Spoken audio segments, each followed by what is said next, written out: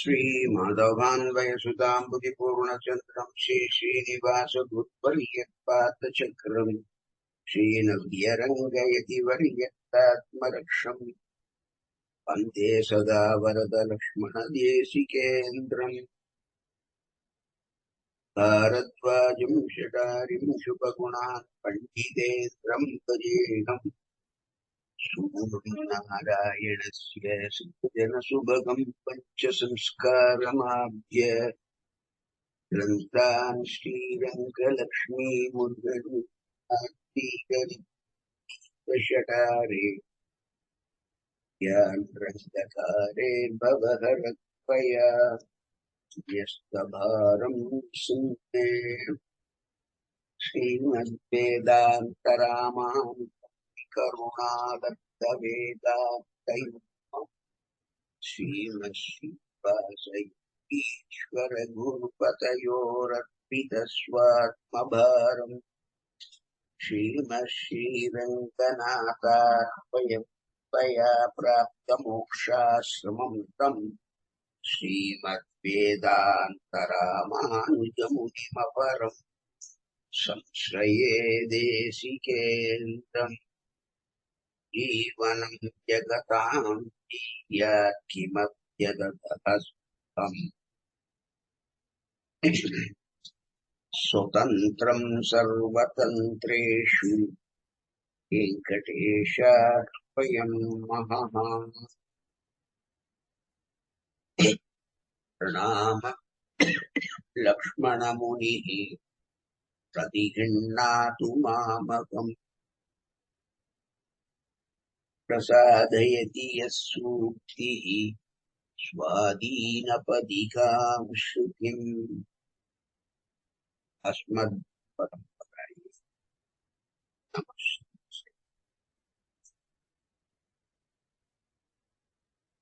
ஸ்ரீமத்பகவத்கீதையினுடைய 14ஆம் அத்தியாய ஸ்லோகங்களுடைய விசதமான அர்த்தங்களை அனுபவிப்போம். நேற்றைய உபன்யாசத்தில் சமதுக்க சுகஸ்வஸ்தா சமலோஷ்டாஸ்மகாஞ்சனா துல்லிய பிரிய அப்ரியோ தீரா துல்லிய நிந்தா ஆத்மசம்ஸ்துதி அப்படிங்கிற ஸ்லோகம். மான அபமானயோ துல்யா துல்யோ மித்ர ஹரிபக்ஷயோ சர்வ ஆரம்ப பரித்யாகி நாதீதா சௌச்சதே. 24 மற்றும் 25ஆம் ஸ்லோகம் அர்த்தங்களை சுதமா அனுபவிச்சோம். அதுல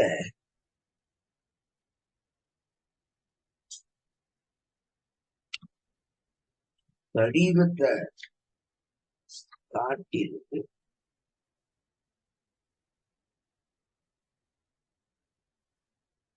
வேறுபட்டதான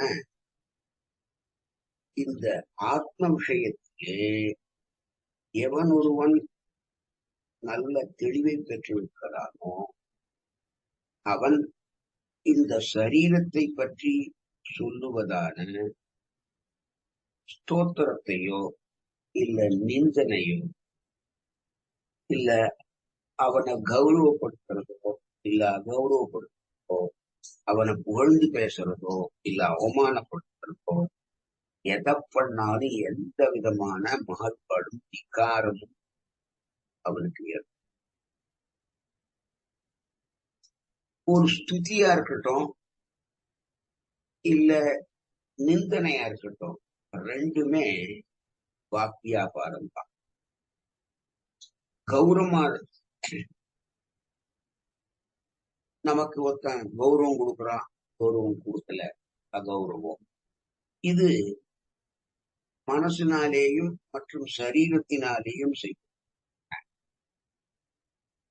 எவனும் உயர்ந்தவன் என்றோ தாழ்ந்தவன் என்றோ மனசினால ஒருத்தனை நினைக்கிறது அவன் விஷயத்திலே நாம் செய்கின்ற ஒரு கௌரவமான செயல். ஒருத்தர் வரார், எழுந்து மரியாதை பண்ணி வாங்கோன்னு கூப்பிடுறது அது ஒரு மாதிரி. காலு நீட்டின்று உக்காந்துட்டு அலட்சியமா என்ன அப்படின்னு கேட்கறதுக்கு அது அவரை அவமானப்படுத்தும். இப்படி ஒருத்தர் விஷயத்துல காலத்தினாலே நாம் பண்ணுகின்ற கௌரவமோ அகௌரவமோ தன்னை அவன் துதிக்கிறவனாக இருக்கட்டும், கௌரவிப்பவனாக இருக்கட்டும், அல்லது உற்ற தோழனாக மித்திரனாக இருக்கட்டும், அல்லது நம்மை வயது நிந்திப்பவனாக இருக்கட்டும், நம்ம அவமானப்படுத்துவனாக நம்மளுடைய விரோதியாகவே இருக்கட்டும், அது எல்லாரையும் ஒரே மாதிரி இங்கே இந்த காம குரோதங்கள் இல்லாமல் இருப்பது அப்படிங்கிறது அது எல்லாருக்கும் சாத்தியம் இல்லை. அது ஏதோ லட்சத்துல ஒருத்தருக்கு, கோட்டியில ஒருத்தருக்கு தான் ஏற்படுது. அதனால அத பத்தி அதிகம் நாம இப்போ அது சர்ச்சை பண்ண வேண்டாம். ஏன்னா சொல்ற அடியனுக்கும் அந்த பக்குவம் இல்லை, கேட்கிற உங்களுக்கும் அந்த பக்குவம் வந்துட்டான்னு அடியன். அதனால இத இப்படி இருக்குன்னு சொல்லுதான்.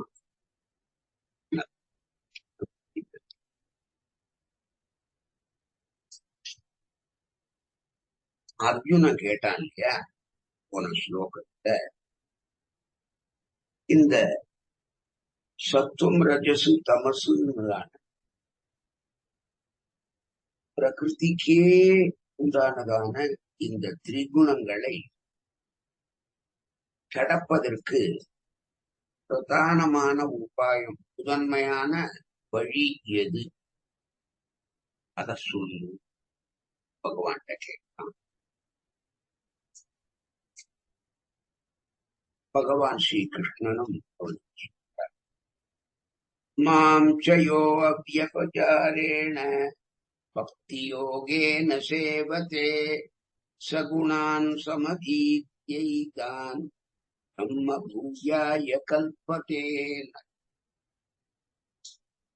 யஹா எவனொருவன் அவ்யபிசாரேன வேறு எதையுமே கலக்காத பக்தி யோகேன, அந்த பக்தி யோகம் அதனுடைய அஷ்ட அங்கங்கள் இவற்றை கொண்டு மாம் பகவானான என்னை சேவதே வாசிக்கின்றானோ சகா அப்படிப்பட்ட அவன் ஏதான் குணான் இந்த மூன்று குணங்களை சமதீத்திய அதை தாண்டி கடந்து போய் பிரம்ம பூயாய ஆத்மாவினுடைய உண்மை நிலையை அடைவதற்கு கல்பதே தகுதி உடையவனாக ஆகிறான். சத்திய சங்கல்பனாகவும் பரம தயாளுவாகவும் ஆசிரிதர்களாலே அடையப்படக்கூடிய வசலனாகவும் இருக்கிற பகவானான என்னை உத்தேசிச்சுதான் 5 அங்கங்களுடைய பிரபத்தியோ 8 அங்கங்களுடைய பக்தி யோகத்தை போட்டோம். அப்படிப்பட்டவர்கள் முகுணங்களை கடந்து யதாவஸ்திதமான, அதாவது உள்ளது உள்ளபடி இருக்கிறதான அழியாததான பரம போக்கியமான தம் ஆத்மஸ்வரூபத்தை அவன் நன்றாக அனுப்பான் அப்படின்றான். குணங்களை கடப்பதற்கான அப்பிரதானமான உபாயங்கள் கீழே ஸ்லோகங்களாலே சொல்லப்படும். இந்த ஸ்லோகத்தினாலே முக்கிய உபாயம் அல்லது பிரதான உபாயமானது சொல்லப்படும். மாம் அப்படிங்கிறதுனால சத்திய சங்கல்பனை பரம தயாளுவாகும்.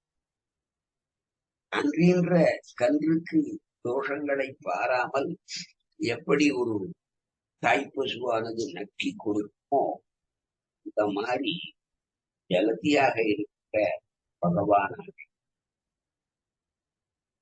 நம்முடைய பந்தத்தில் போலே மோட்சத்திலும் பரமாத்மாவானவன் சத்திய சங்கல்பன். அவன் சங்கல்பத்துக்கு தட்டு தடங்களே கிடையாது. அதை தடை செய்யவே முடியாது. நம்மளுடைய அனாதியான பாபங்களால் தான் நம்ம இந்த பிரகிருதிங்கிற மாயையில சரீரம்ங்கிறதான ஒரு பந்தத்தை பிணைச்சு போட்டு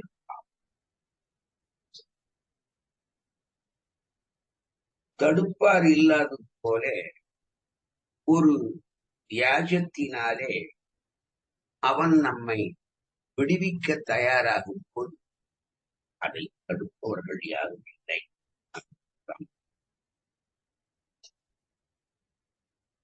பகவான் எப்பொழுதுமே பக்தனுடைய தோஷத்தை அவனுக்கு நன்னா தெரிஞ்சிருக்கும். அவன் தோஷத்தை பார்க்கும். தங்கிட்ட எவன் பக்தி பண்றானோ பிரபத்தி பண்றானோ அவளிடத்துல ரொம்ப தயையே காட்டுவான். பக்தி இல்லாததான இதர உபாயங்களினாலே மாத்திரம் இந்த குணங்களை ஒரு காலம் கடக்க முடியாது.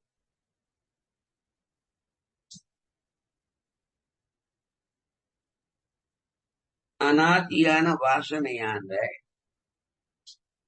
அது இவனுடைய விவேகத்தை கெடுத்து இதர விஷயங்கள்ல மடை மாத்தி அவனை கெட்டழியச்சு. அவ்யபிச்சாரேனன்னு சொன்னானே அப்படின்னா என்ன அர்த்தம்?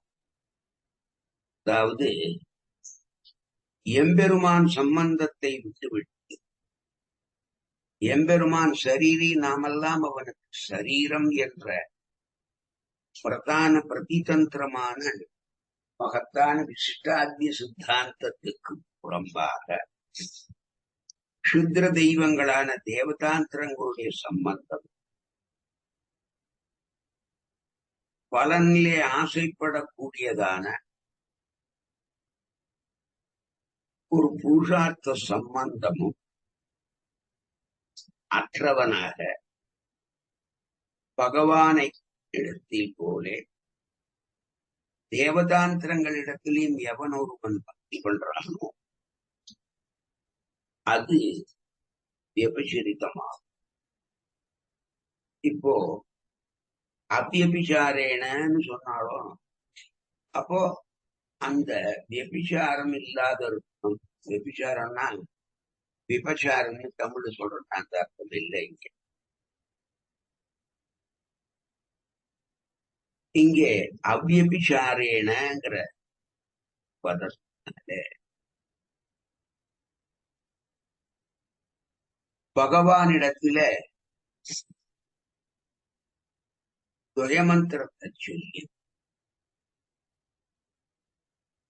நாம பிரபத்தி பண்ணி எம்பெருமானே உன் திருவடி வாரத்திலே அசஞ்சலமான நித்திய கைங்கரியத்தை அடியேன் பெறவோனும்னு கேட்கிறோமே, அதுதான் பிரபத்தி. அந்த எம்பெருமானுக்கு கைங்கரியம் பண்ணுவதற்காக அஷ்டங்கங்களும் கூட பக்தி யோகத்தை பண்றோமே, அதான்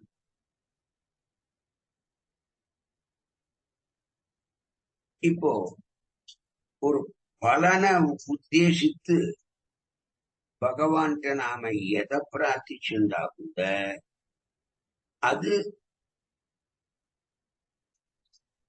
விபச்சாரம் தான். எப்படி அப்படின்னா, பகவானே என் புள்ள +2 எழுதியிருக்கான்,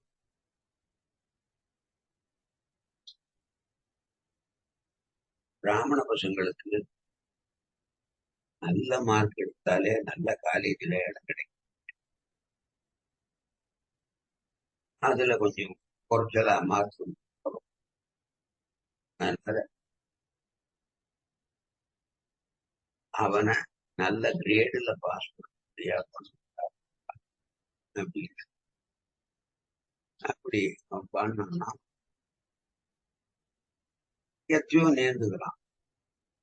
திருமஞ்சனம் பண்ணி வைக்கிறேன், தடிய விடுறேன், அர்ச்சனை பண்றேன், தேங்காய் உடைக்கிறேன், எத்தையோ சொல்றான். இப்போ ஒரு பலனை உத்தேசித்து பகவானிடத்திலே அவன் பண்றதான பக்தி இருக்கே, அதுவும் விபச்சாரம், அது சந்தேகமே இல்லை. இதனால அவனுக்கு ஆத்ம பிராப்தி கிடைக்குமா? கிடைக்காது. இப்போ பகவானிடத்துல போய் நம்முடைய குறைகளை சொல்லி அதுக்கு நிவர்த்திய அவரிடத்திலே வேண்டுவது சரியா? அப்படி நம்மளுடைய குறைய அவன்கிட்ட சொல்லி நம்ம கஷ்டத்தை தீருன்னு அவன்கிட்ட கேட்டோம்னா அது வியபிச்சரித்தமாகுமா? அப்படின்னா அது அவியபிச்சரித்தமா ஆகாது. ஏன்னா இப்போ இந்த லோகத்துல நாம வாழ வேண்டியது,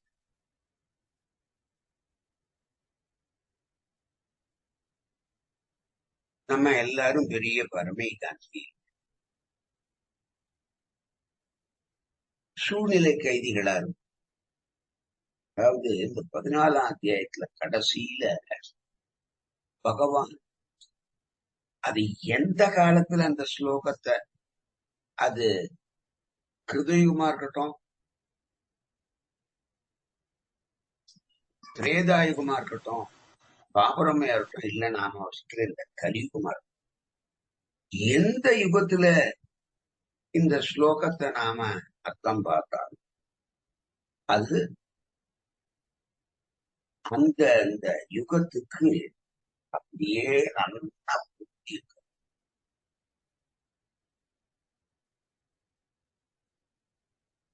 முதல்ல சொன்னா தேவதாந்திர சம்பந்தம் ஒரு பலனை உத்தேசித்து பண்றதான பெருமாள்கிட்டயே அப்படிப்பட்டதான செயல், இதெல்லாம் அவ்யபிச்சரிதம். மோட்சத்தை தவிர வேற பலன்களை எம்பெருமான்கிட்ட நாம கூறுகிறோமே, அப்படிப்பட்ட அதுவும் வியபிச்சரிதான். அதனால இவனுக்கு ஆத்ம பிராப்தி கிட்டாது. மேல பக்தி யோகேன சேவதே. இப்போ பக்தி யோகேன சேவதேன்னா இங்க இருக்கிற ஷங்கிற சப்தம் உண்டு. மாம்ச யோ அவ்யபிச்சாரேன பக்தி யோகேன சேவதே. அந்த சேவை தூக்கி இங்க போடு. பக்தி யோகேன சேவதே. இந்த ஷகாரம் இருக்க, ஷங்கிற எழுத்து இருக்க, ஷங்கிற சப்தம் இருக்க, அது பக்தியினுடைய அஷ்ட அங்கங்களை சொல்லு. பக்திய அதுக்கு ஏற்பட்டதான அங்கங்களுடன் பண்ண வேணும். எப்ப ஒரு பிரபதனத்தை சரணாகதிய அத சாங்க பிரபத்தின்னு சொல்றோம். அந்த 5 அங்கங்களுடன் பண்ணக்கூடியதானது அந்த மாதிரி இங்கேயும் அது சாங்க பக்தி யோகமா தான்.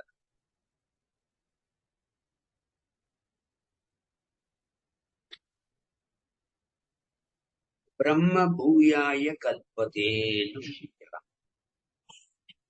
பரபிரம்மத்தை அடைவதற்கு தகுதி உள்ளவனாக அப்படிப்பட்டவன் ஆகி.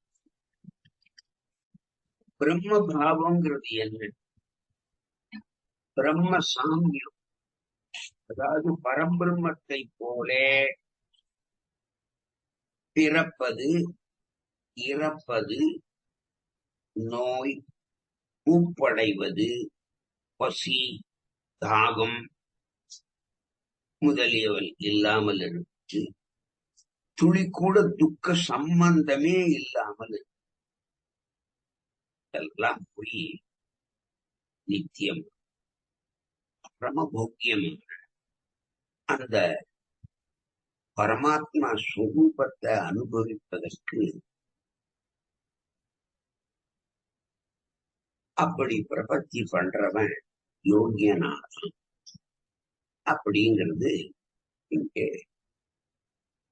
பகவான் ஸ்ரீ கிருஷ்ணனுடைய குரு. இந்த ஸ்லோகத்துக்கு அத்வைத பரமார்த்தம் பண்ண சங்கராச்சாரிய சுவாமி சத்துவம் ரஜசு தமசுங்கிறதான திரிகுணங்களை கடப்பதற்கான உபாயத்தை இந்த ஸ்லோகம் சொல்லுவதாக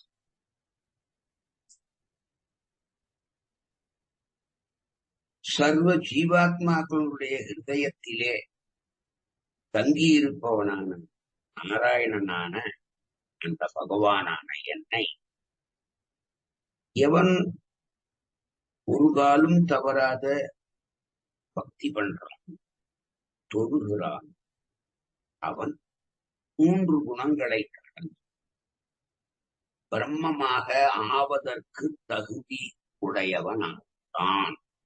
அதாவது மோட்சத்தை அடைய உரியவனான். பக்தி யோகம் என்பது பரம பிரேமமாகிய பேரன்பினாலே எம்பெருமானை அடைவது என்பது. இங்கே முக்குணங்களை கடந்து அந்த ஜீவாத்மா அவனே பரம்பிரம்மம் ஆகிறான்னு சொல்றது அது அத்வைதம். நம்ம திருஷ்டாத்வைதிகள் ஜீவாத்மா வேற, பரமாத்மா வேற. சாமியம் சொல்லலாமே தவிர ஐக்கியம் சொல்லக்கூடாது. சாமியத்துக்கும் ஐக்கியத்துக்கும் என்ன வித்தியாசம் அப்படின்னா,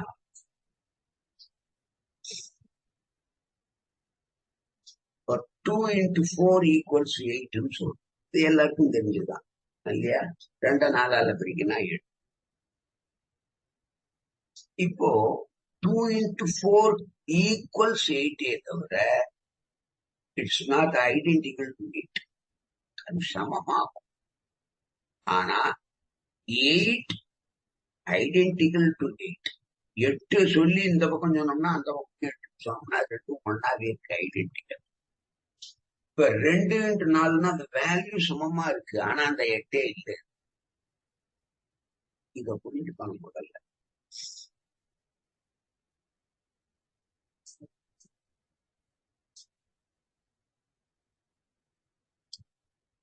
ஜீவாத்மாவனுடைய சரீரமா நாம இருக்கமே தவிர பரமாத்மாவுடைய சரீரமா அந்த ஜீவாத்மா இருக்கே தவிர அந்த பரபிரம்மமாகவே ஆயிடும்.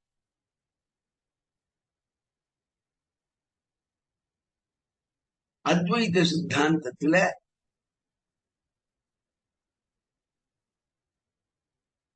அங்கே ஐக்கியமத்திய பாவத்தை சொல்றா, நம்ம விசிஷ்ட துவைத பாவத்தை சொல்றோம். அதனாலதான் நமக்கு விசிஷ்டாத்வைதி. ஏகமீவ அத்வைதம் ஒண்ணுதான். உலகத்துல பிரம்மத்தை தவிர வேற எதுவும் கிடையாது. அந்த பிரம்மத்துக்கும் குணம் கிடையாது, ஒண்ணும் கிடையாது. நிர்குண பிரம்மம், சகுண பிரம்மம் நம்ம தமிழ். அதனால இந்த ஸ்லோகத்துல இப்படி ஒரு அர்த்தமே இல்லை, இருந்தாலும் எங்கேயோ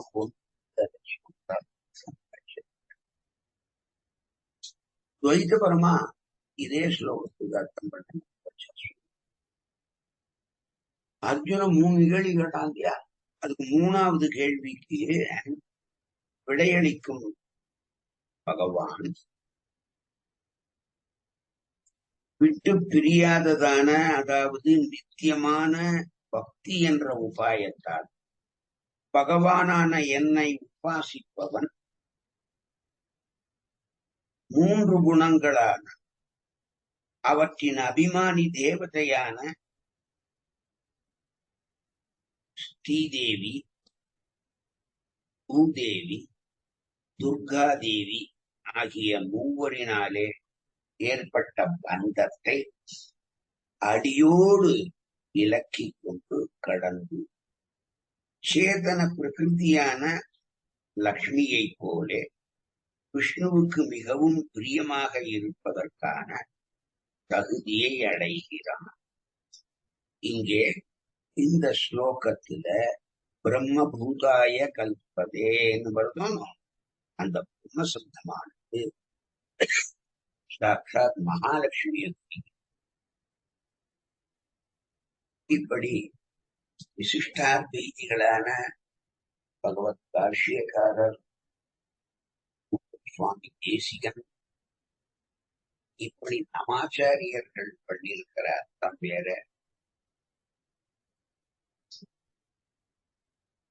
அத்வைத பரமார்த்தம் பண்ண ஆதிசங்கர் அர்த்தம் வேற, துவைத பரமா அர்த்தம் வேற. அது அவாவாருடைய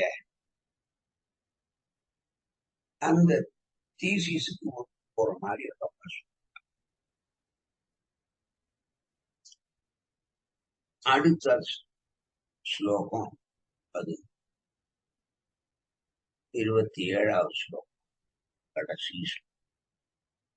அதுல எல்லாருக்கும் எல்லா பலன்களையும் அளிப்பவனான பகவானான கிருஷ்ணனான நானே மோட்சத்தையும் அளிக்கிறேன் சொல்லுவோம். இந்த அத்தியாயத்தில் பிரம்மணோ ஹி பிரதிஷ்டா அகம் அமிர்தஸ்ய அவ்யயஸ்ய ச சாஸ்வதஸ்ய தர்மஸ்ய சுகஸ்ய ஐகாந்திகஸ்ய ச. ஹி ஏன்னா அகம் பகவானான அமிர்தஸ்ய அழியாது,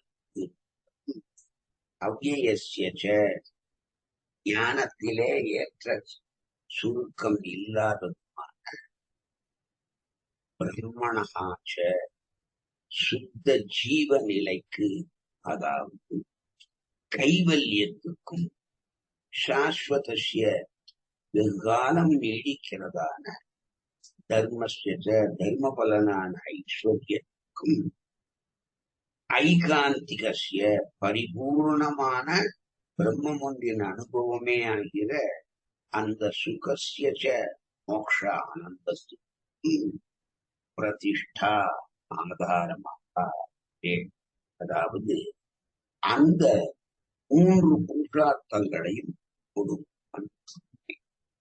இப்போ ஐஸ்வர்யம் வேணுமா, இல்ல கைவல்யம் வேணுமா, இல்ல பரம மோக்ஷானந்தம், இந்த 3ஐயும் நான் தான் கொடுக்கிறேன். இப்படி இந்த சத்வ ரஜசு தமோ குணங்களை என்னுடைய இதனால நீக்கிக்கிண்டு வந்தவன் அவன் எதை விருப்பப்படுறானோ அதை விரும்புறேன்.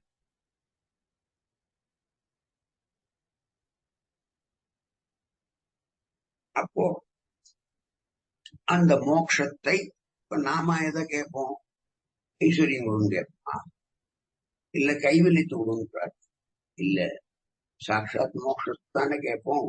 அதனால பரிசுத்த ஜீவாத்மா அனுபவம் ஆகிற அந்த பிரம்ம பாவத்தை கொடுக்கிறவன் அவனே அப்படின்னு தெரிஞ்சுப்போம். ஹீங்கிற சப்தம் பகவான் ஏன் இப்படி சொல்றான் அப்படிங்கிற ஒரு காரணத்தை காட்டுற சொல்லாத அமிர்தசியங்கிற பதத்தினாலே அழிவே இல்லாததான அவ்யயசிய அப்படின்னா அவனுடைய அறிவிலே சுருக்கம் இல்லை அப்படின்னா பிரம்மணஹா பரிசுத்தமான ஜீவன். பிரதிஷ்டா அப்படின்னா ஆதாரமாய். அப்போ பரிசுத்த ஜீவாத்மா அனுபவமாக கைவல்யத்தை கொடுப்பவனும் பகவானே. சாஸ்வத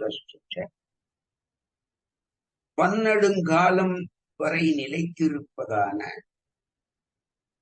தர்மசிய பிரதிஷ்டா தர்ம பலனான அந்த ஐஸ்வர்யத்தையும் கொடுப்பவன் பகவானான ஐகாந்திகஸ்ய சுகச்ச பிரதிஷ்டா பரிபூர்ண பிரம்மானுபவம் ஒன்றிலே அதையே அனுபவமாக கருதுகின்ற அந்த ஜீவனுக்கு மோக்ஷானந்தத்தை கொடுப்பவனும் பகவானான நானே.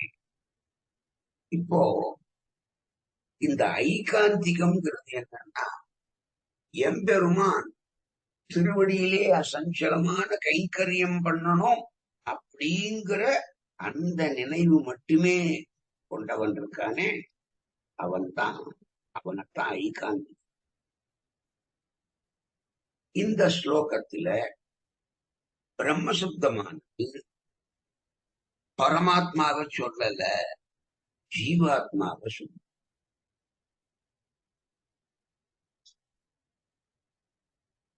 ஏன் இது சொல்லல அப்படின்னு சொல்றா, பரமாத்மாவை சொல்றதா வச்சிருந்தோம்னா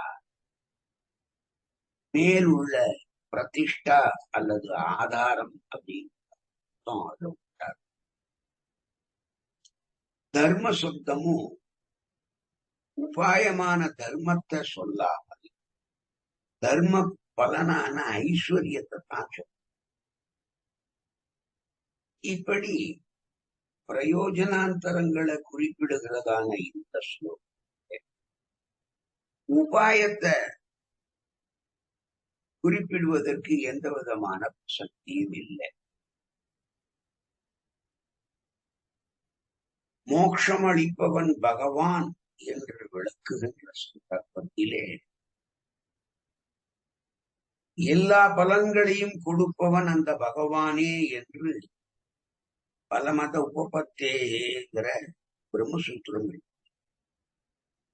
அதத்தான் இந்த ஸ்லோகம் சொல்.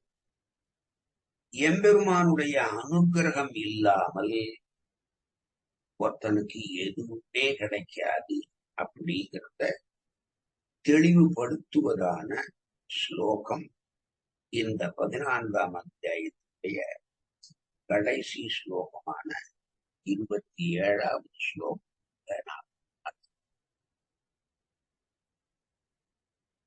ஆத்மானு ஒரு விஷயமே கீழ் ஸ்லோகங்கள்ல சொல்லப்பட்டதுனாலே அதத்தான் இந்த ஸ்லோகத்திலையும் பகவான் முதல்ல சொல்ற 3 பலன்களை சேர்க்க இந்த ஸ்லோகத்திலே 3 சகாரம். இப்போ பிரம்மணோஹி பிரதிஷ்டா அகம் அமிர்தஸ்ய அவ்யவஸ்ய முதல் சாஸ்வதச்ச அங்க ஒரு ரெண்டாவது, தர்மஸ்ய சுகஸ்ய ஐகாந்திகஸ்ய ச்சன்னு முடிக்கிறாங்க. அப்போ 3 சகாரம். இந்த 3 சகாரம் எதை குறிக்கிறது? ஐஸ்வர்யம், கைவல்யம், இந்த 3ஐயும் சொல்லுது இந்த சகாரம். இந்த ஸ்லோகத்துக்கு அத்வைதமா பரமார்த்தம் பண்ண சங்கர் ஞானி தானே பிரம்மம் என்பதை இந்த ஸ்லோகம் விளக்குவதாக, உள்ளே உள்ள ஆத்மாவான பகவானான நான், பிரம்மமான ஜீவன் பரமாத்மாவுக்கு இருப்பிடம். ஜீவாத்மா என்னை காட்டிலும் வேறுபட்டதல்ல. அதனாலதான் பிரம்ம சப்தம் ஜீவாத்மாக்கே இங்கே சொல்லிருக்கு. நான் பிரம்மமான ஆத்மாதான் அப்படின்னு. அந்த பிரம்மமானது அழிவே இல்லாது, விகாரமே இல்லாது, ஞான யோகங்கிற தர்மத்தினாலே அடையப்படும் பேரானந்தம் வடிவம்.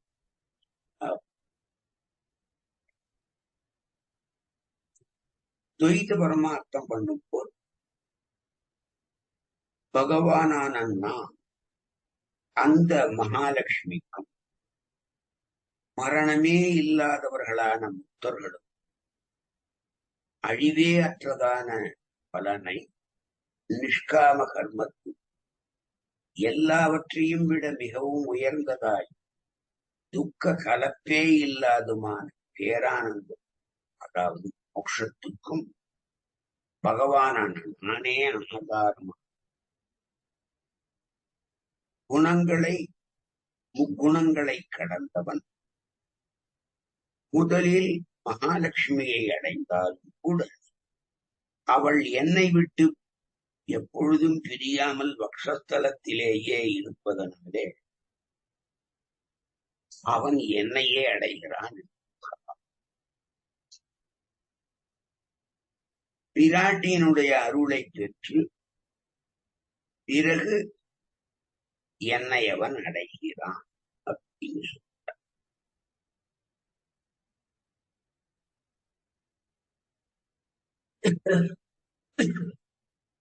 நாம பிரம்மபதத்துக்கு ஜீவாத்மா சிஷ்டாதி, அத்வைதி அதே பரபிரம்ம. அந்த பிரம்மசப்தத்துக்கு மகாலட்சுமி. அந்த மகாலட்சுமி எப்படி எம்பெருமானுடைய வக்ஷஸ்தலத்தில நித்திய அனபாயினி அகலையில்லேன்னு ஒரு மார்பான்னு இருப்பாளோ, அந்த மாதிரி பிராட்டியை விட்டு முட்டாலும் முடியாதவனாயிருக்கிற இந்த எம்பெருமானை அடைவது,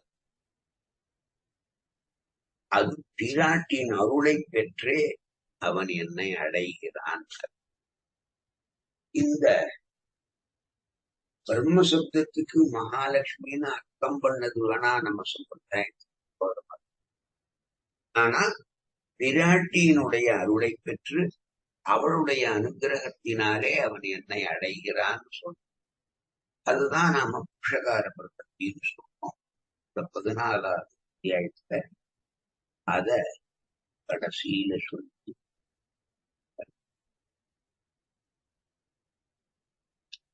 அதுக்கு மேல இந்த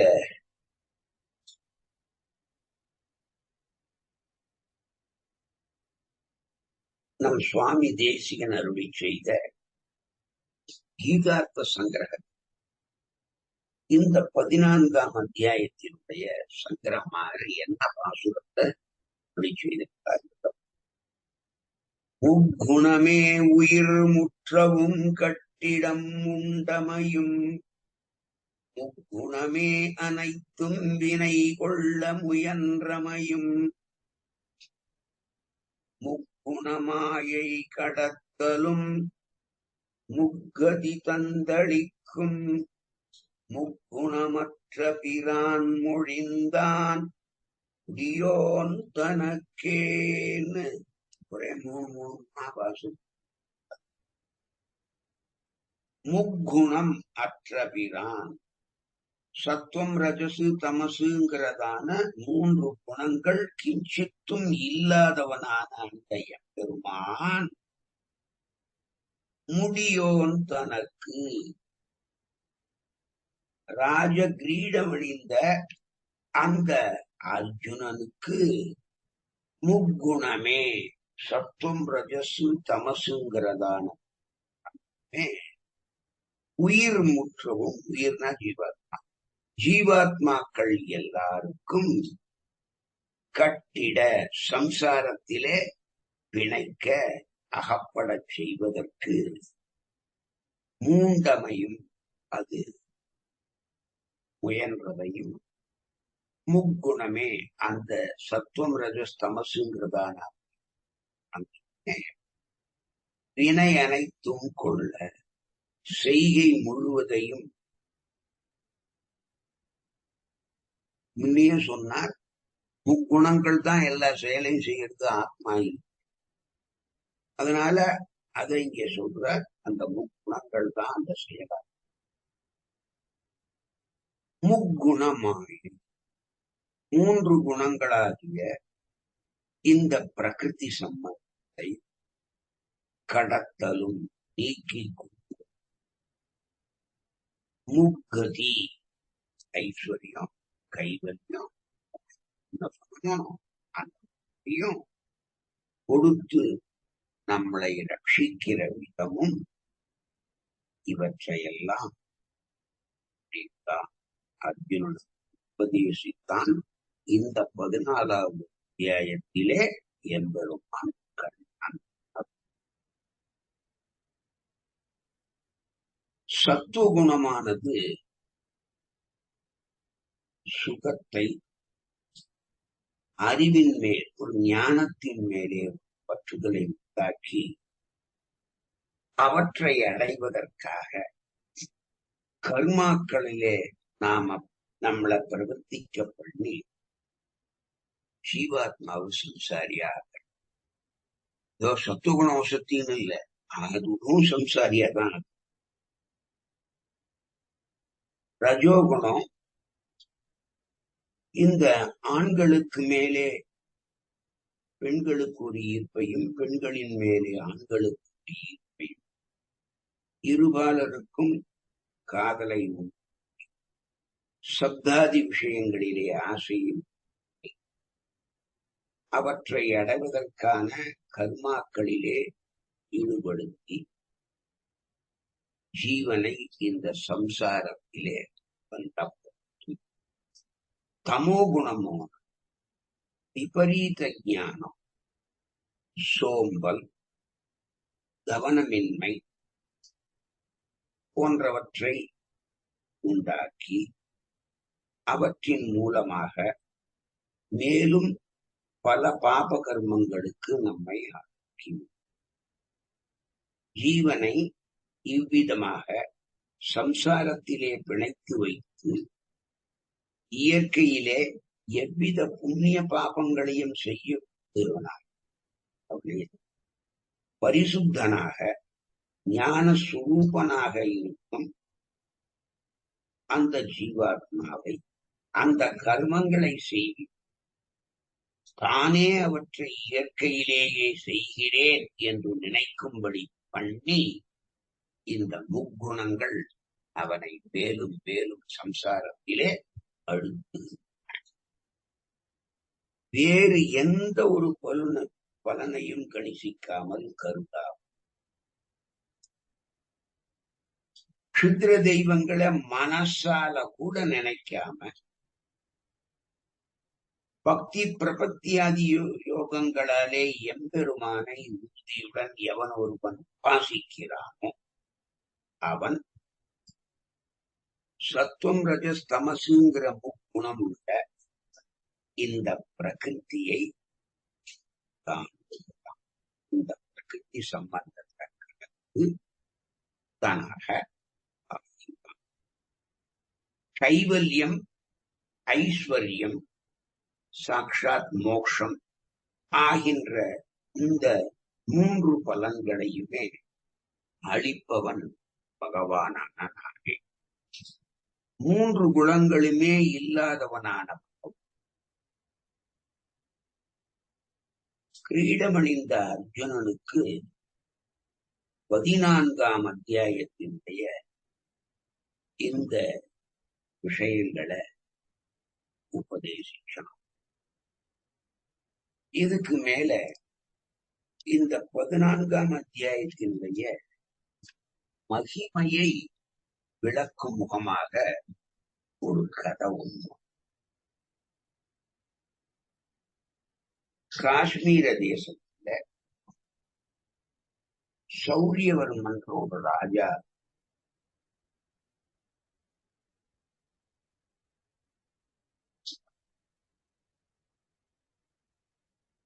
சிங்கள நாட்டு அரசனான அந்த லங்கா மன்னன்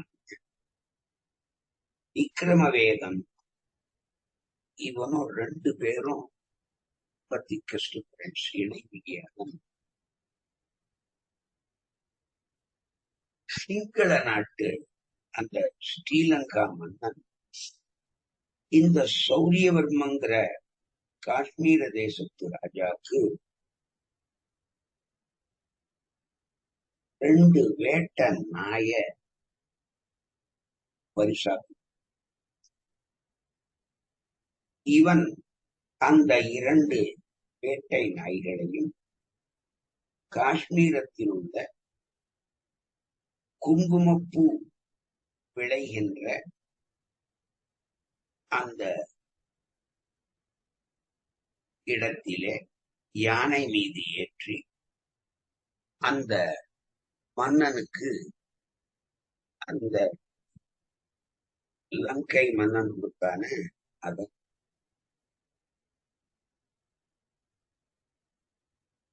காஷ்மீர ராஜாவான சௌரியவர்மன் அதை நன்னா வளர்த்து அதுக்கு சிறந்த முறையில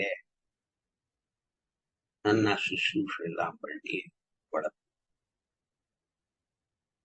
ஒரு நாள் முயல் வேட்டைக்காக அந்த நாயோட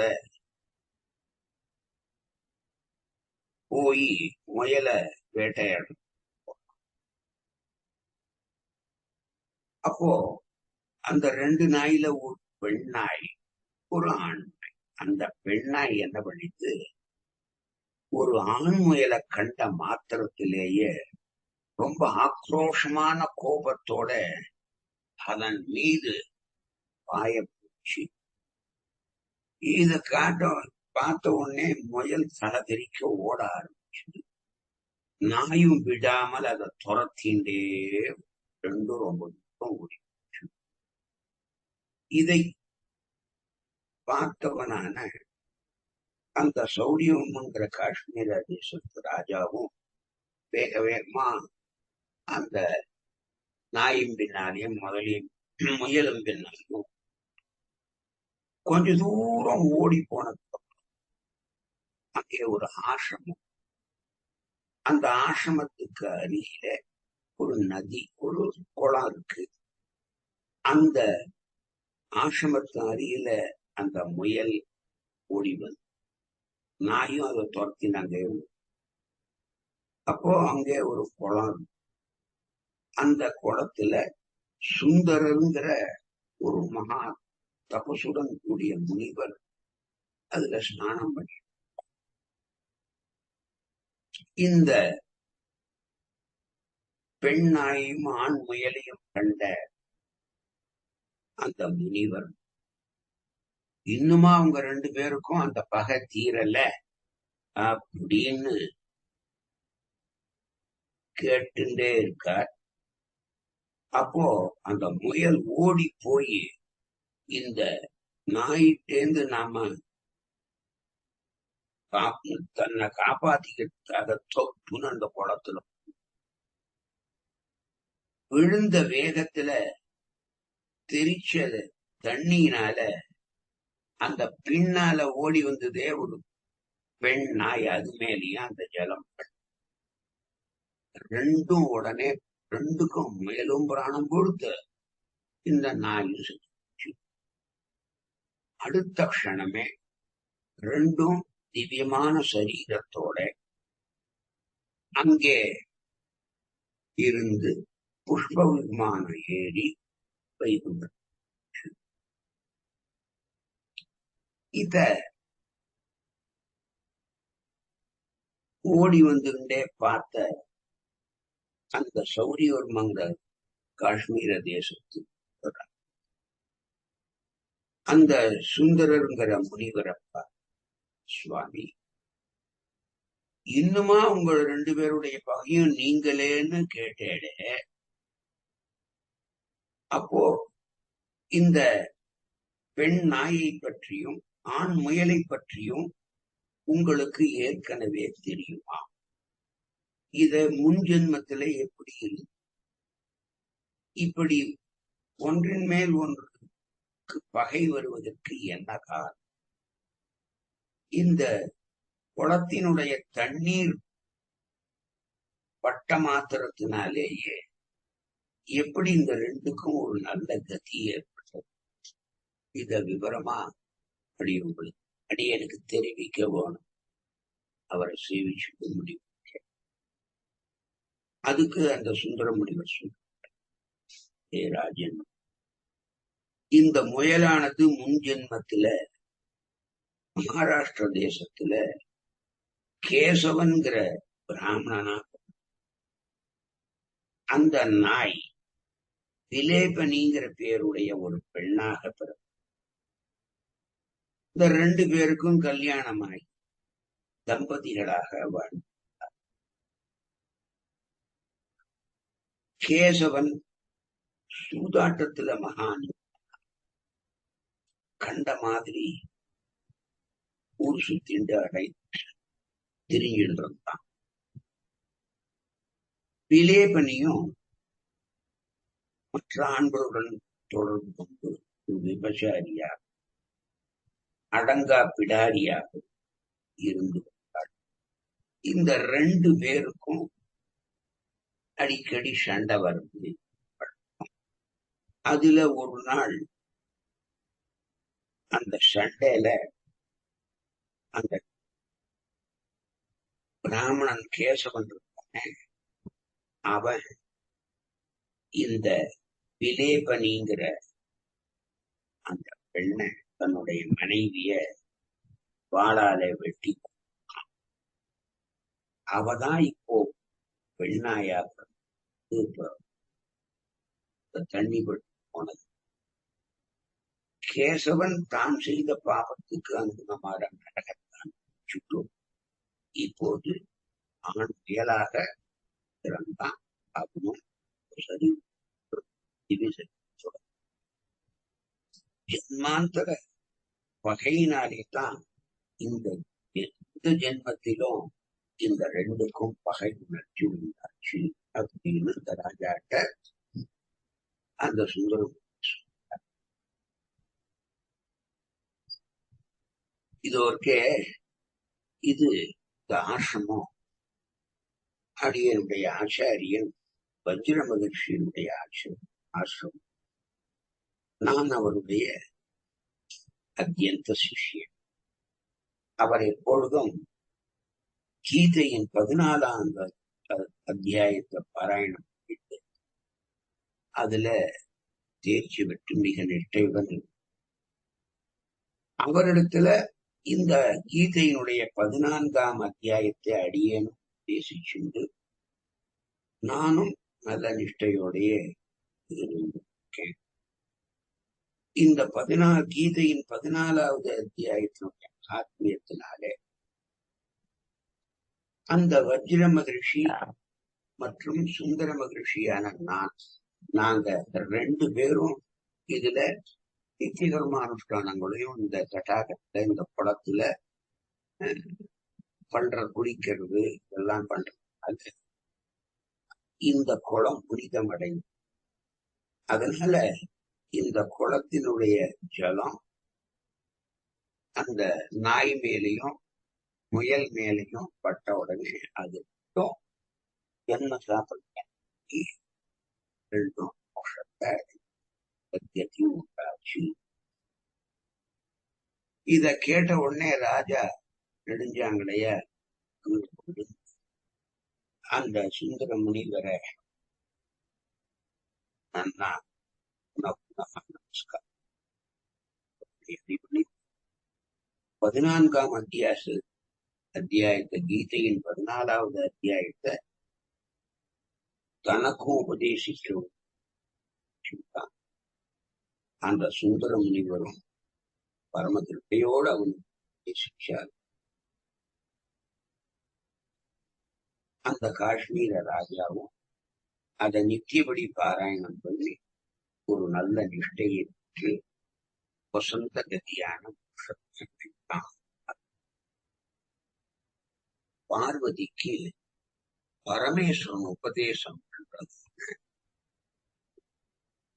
கீதா மகா இதோட இந்த 14ஆம் அத்தியாயம் அடுத்ததிலிருந்து 15ஆம்